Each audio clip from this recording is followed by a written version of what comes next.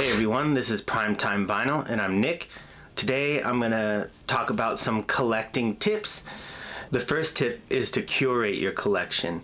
And what that means to me is that your collection kind of gives people an idea of who you are. Not just your musical tastes, but who you are and how you are as a collector. In my collection, I started with records that I love. And that ensured that I wanted to sit down and listen to everything that I had. So curate your collection. Start with what you love and then branch out.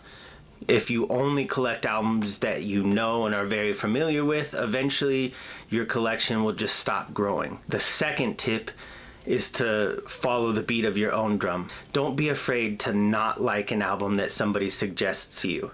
Don't be afraid to not like an album or not buy an album that somebody in the VC says is a must-own or something that is supposed to be or is in everybody else's collection. Coming up next is clean and catalog your collection as you go. These kind of go hand in hand, at least for me, because I have a routine that I do with every record that I buy and shows up in the mail. As soon as I get a record, I open it and then I store it in my protective sleeves after I clean it.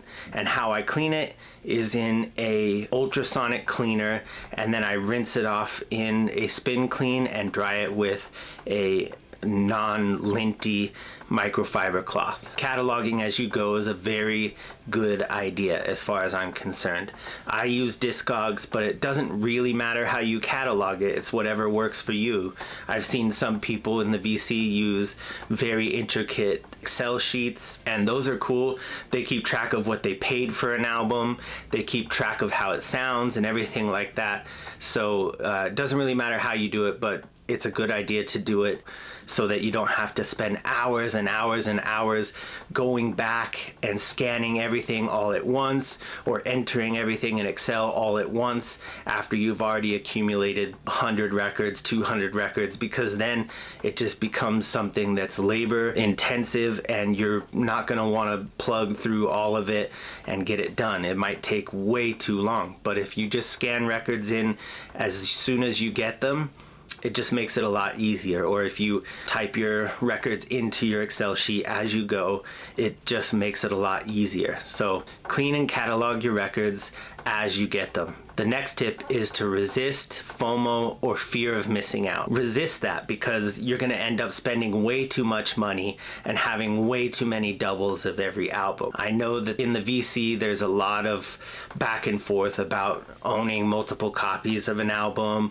or variant collecting in general. Sometimes I fall victim to it, and sometimes I just buy one copy, and that's totally fine with me. Resisting that fear of missing out will save you a lot of money and time, and also save you space, because if you have 3, 4, or if you're a real crazy variant collector, you end up with sometimes 20 variants these days, because the record labels and the bands have gone pretty nuts as far as the colors that they put out, the alternate covers and all of that stuff. So if you really dive deep into the variant collecting, you're gonna have no space and a lot less money. So try and resist FOMO. Coming up next is make friends with your local shop owners and your shop employees. This is very important because they'll learn your tastes and then they'll look out for you, and they can make informed suggestions to you, which kind of builds off of the follow the beat of your own drum tip from earlier. No matter how you look at it, making friends at your local shop is a good idea. The next tip is to seek out the online vinyl community, whether it be a Facebook group, a Reddit group, a Twitter or Twitch group, or the YouTube vinyl community, which is where I spend most of my time. It took me about 6 months to even learn that there was an online vinyl community, and by that time I had already burned out all of my family and friends talking about records, and they were sick of hearing me nerd out and obsess over them. So if you seek out the online VC, it'll give you people that you feel like you can talk to and nerd out with. You will learn things through tip videos like this, or just watching all of the other videos and the way they clean and the way they organize and everything like that. It gives you an outlet for your obsession, right? So seek out the online VC. The next tip is to budget. You need to pay attention to how much money you're spending on records and pay attention to your wallet. If you don't budget, you're going to end up going hungry or just not having money for other things in general. You never want to go into debt or hurt yourself financially just to buy more records or gear.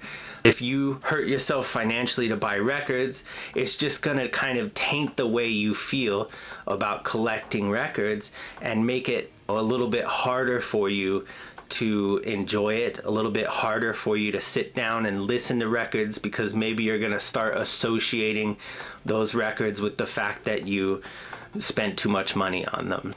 The next one is to clean and protect your vinyl. If all of your vinyl sounds bad because you've not cleaned it, or you don't take care of the jacket properly, or you're sliding the record in and out of a paper sleeve, it's going to hurt the way your records sound. And if your records sound bad, you're not going to want to listen to them, and that defeats the purpose of collecting vinyl. The whole point is to enjoy the music, and if you can't enjoy it because the record doesn't sound good, you're gonna lose your zest for collecting records. Next up is just listen. You need to listen to the music that you buy. Otherwise, you're just collecting for the sake of collecting, and at some point you're going to lose interest, and you've already dived so deep into this habit or obsession that you've got a room full of records and it's just money wasted. And then the last tip, grow and expand. You will eventually run out of records that you're familiar with or in genres that you know you like. If all you collect is thrash metal, eventually you're going to run out of thrash metal albums that you like to buy, and then your collection won't grow. And it's just always a good idea to expand your tastes. It will keep you obsessed. It will keep you happy with the hobby of collecting records.